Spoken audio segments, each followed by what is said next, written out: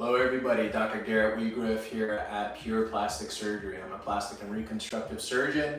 Today is Thursday Thoughts. We are going to be talking about what happens to weight gain or weight loss after having liposuction. So this is a frequent question that we get, and for years before there's been some false stories about what happens with weight gain or weight loss for someone that has had liposuction. There were studies done looking at if you get liposuction, you're just going to gain that same amount of weight somewhere else. That is not the case. So let's just back up a little bit and talk about when we develop fat cells in our body. So there's two times in our lives when we actually get fat cells, where new fat cells are formed. And that's in utero in the third trimester, and then again during puberty. And so those are the only two times in our lives where we actually create fat cells. And after that, when we gain or lose weight, those fat cells are just hypertrophying or shrinking down with weight gain or weight loss.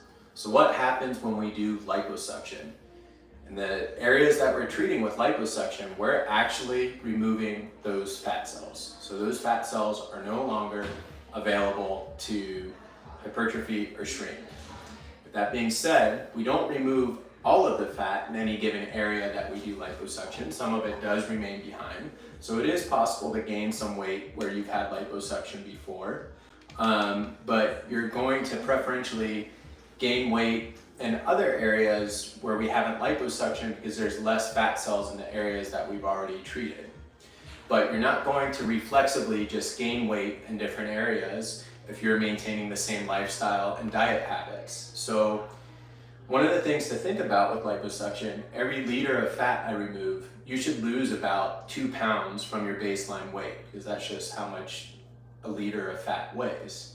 So in the state of Florida, if we do 4 liters of liposuction, remove 4 liters of fat, after surgery, after all the swelling and different fluid shifts and all that other stuff, if you're maintaining the same exact lifestyle, you should be at least 8 pounds lighter than you were during the surgery.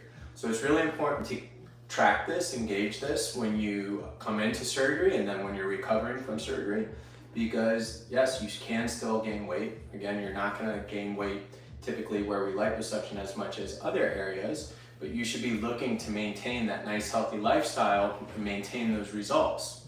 You know, maintaining those results requires effort from you with both diet and exercise. The good news about the liposuction that we do, when you go to lose weight, you're going to lose weight probably from other different problem areas.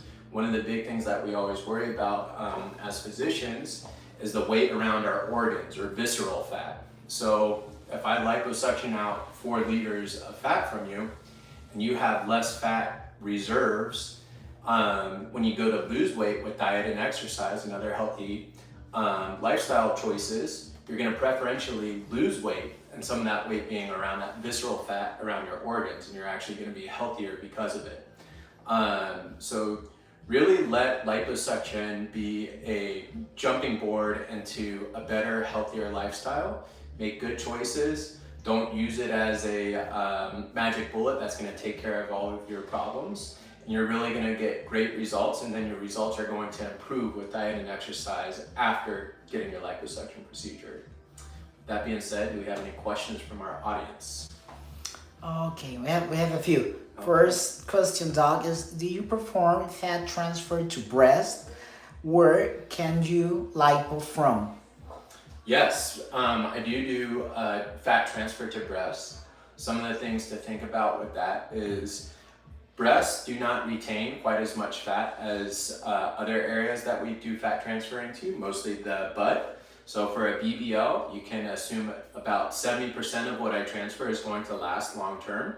For the breast, it's usually closer to 50% is going to last long term. So I tell my patients that I'm doing a fat transfer to the breast, that they're most likely going to want to do this more than one time to get the optimal results that they're looking for. And then where can we take fat from? Just about anywhere on the body. What are the most common areas that we take fat from? It's typically the abdomen, the flanks, the lower back, upper back, but we can also do the inner thighs, sometimes a little bit of the outer thighs. I do very mild liposuction on the outer thighs because it can lead to loose skin. We can do the arms, We can do the submental region. We can do the axilla along the lateral border of the breast to get better contour. So we can go just about anywhere to do some liposuction. All right. Okay, the next one. Do you recommend lymphatic drainage after lipo? Absolutely. I'm a big believer in this, and I feel like different surgeons in different parts of the country sometimes aren't as big believers as this, but I think it's getting a lot more traction and support throughout the country. But after seeing how it helps my patients, I'm a huge believer in it. It really helps reduce the swelling, it helps the skin contract, and it helps maximize the result you're gonna get from your liposuction procedure. Should you avoid seating after BBL or a fat transfer? Absolutely, that's very important. If you get a fat transfer, what we're doing is we're disconnecting that fat from its native blood supply. We're transferring it to somewhere else, and it needs to reestablish blood supply. So any pressure over that fat is going to cut off that new blood supply that it's trying to form, and it's not going to survive long term, and you're going to get a suboptimal result. So you definitely need to stay off of your butt after a BBL.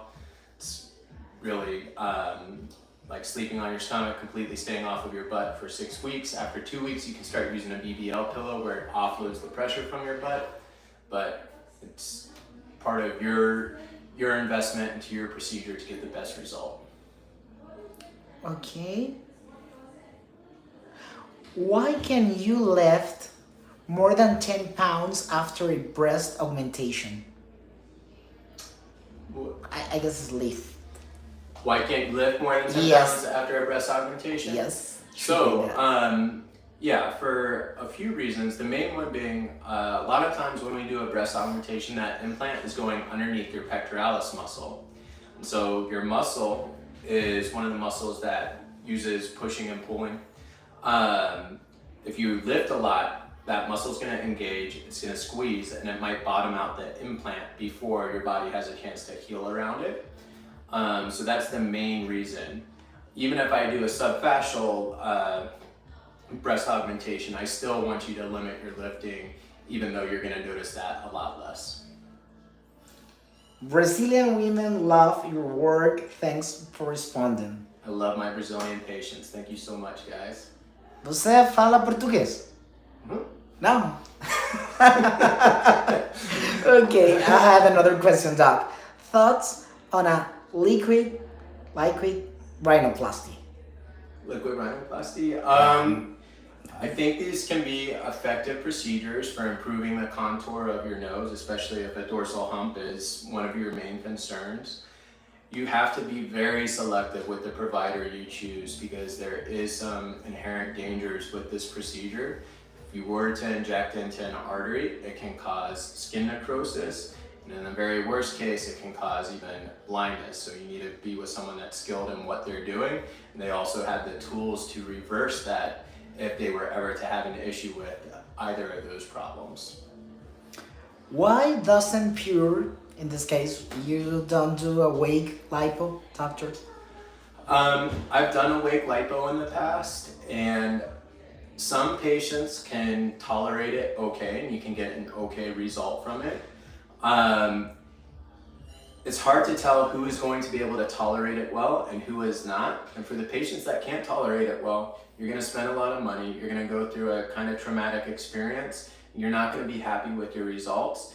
And I'm just able to do a more thorough job with liposuction if you're completely asleep and I'm not causing you any discomfort. So that's why I choose not to do awake liposuction. Once fully recovered from a breast augmentation, can you work out your chest? So again, that depends on what kind of breast augmentation we do.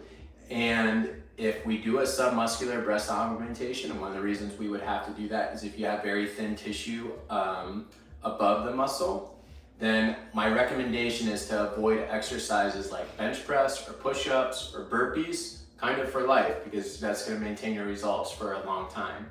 If you are someone that's super active and you have decent amount of breast tissue coverage, I can do a subfascial breast augmentation where it goes below the fascia but above the muscle, and you can do any type of working out you want to do. So we have options for you depending on what your lifestyle is. And the last one is a comment, and she said, "I'm booked with you in May. I can't wait to meet you and get my mommy makeover." I cannot wait to meet you. I'm looking forward to seeing you in May. All right, everybody, if you have questions or you want a consultation, please log on to pureplasticsurgery.com to fill out our online form. Otherwise, I will see you next week. Have a great weekend.